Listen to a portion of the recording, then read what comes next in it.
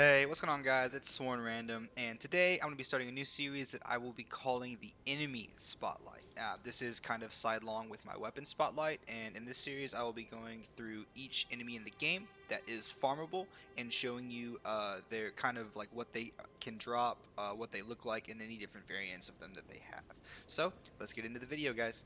Now for my first video I have chosen the Godric Soldier, as it is one of the first enemies that you will encounter in the game and the first enemy that is openly farmable, I'm pretty sure, and it does have quite a few drops, so let's get into them right now. So there are soldiers with a sword and a shield, there are soldiers with a spear and a shield, there are soldiers with a trumpet, a spear, and a shield, there are soldiers with a crossbow and a sword, and at night all the soldiers will typically hold torches as well. There is also a larger version of the Godric Soldiers called the Godric Knight, but we will be covering that in a separate video. The Godric Soldiers with a spear and a shield cannot drop their spear, but they can drop their shield, as well as all the pieces of armor that they have. The soldiers with a sword and a shield can drop the sword and the shield and all the pieces of armor they have. The soldiers with a crossbow can drop the crossbow and all the pieces of armor that they have, and the soldier with a trumpet and a sword can drop his sword and shield and all the pieces of armor that he has. So let's go through the pieces of armor right now. So the first piece of armor that we have here is the Godric Soldier Helm. It is a decent-ish helmet. I think you can pretty much wear the full set and not hit heavy if you're like a strength endurance kind of build pretty early in the game. But yeah, we have the Godric Soldier Helm. We have the Tree and Beast Surcoat. We have the Godric Soldier Gauntlets. And we have the Godric Soldier Greaves. And this is what it looks like when you are wearing all of the armor. And let's go ahead and take a look at the lore of all of these. This is a helmet worn by soldiers loyal to Godric the Grafted, made from durable iron layered with a chainmail coif beneath. Armor worn by soldiers loyal to Godric the Grafted. The surcoat depicts the distant Erdtree and the Beast Regent, an emblem of the golden lineage. Both are symbols of glory now past. Gauntlets worn by soldiers loyal to Godric the Grafted. Rust worn and stained through unending conflict. Greaves worn by soldiers loyal to Godric the Grafted. Rust worn and stained through unending conflict. So what is very interesting about these soldiers is I believe they are undead. Like they have they're very decayed around their face, and around their face you can see after you kill them. And they are constantly patrolling, and they serve Godric the Grafted. And if you don't know who Godric the Grafted is, you will know who Godric the Grafted is. Alright, so let's get into their weapons. There is the Lord Sorn's Straight Sword.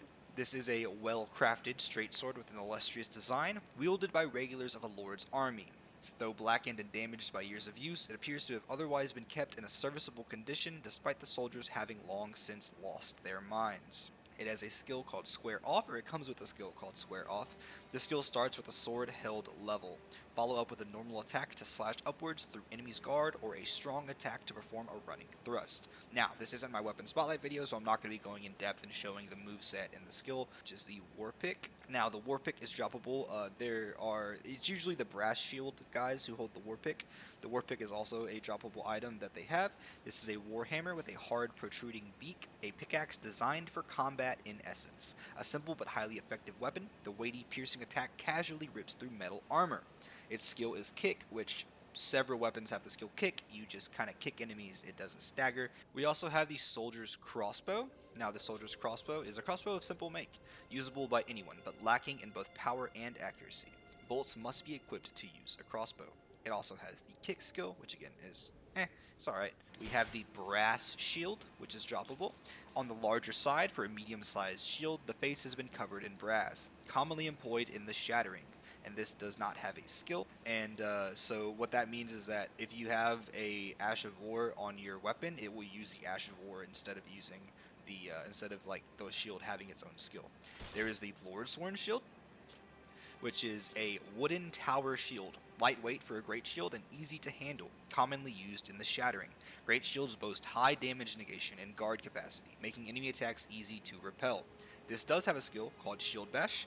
Brace behind shield before using body weight to ram foes while maintaining guarding stance. Weaker enemies will be shoved backwards and can even be staggered. Now, along with all of the stuff that they wear, they can drop. The Godric soldiers can also drop their like a Lord Sworn's bolt and a regular bolt for the crossbow, and they can drop the smithing stone 1. I would like to say that early on in the game, it is worth doing, giving it 30-45 minutes maybe, and just kind of killing the guards that you find at this first camp over and over to get this armor. It is pretty decent, and it can get you through a large part of Limgrave before you really find anything better, unless you're actively searching and know where better stuff is. For the soldiers with the shield, the tall wooden shield, I find the best way to approach them is to let them swing, roll into them, and then attack with your weapon.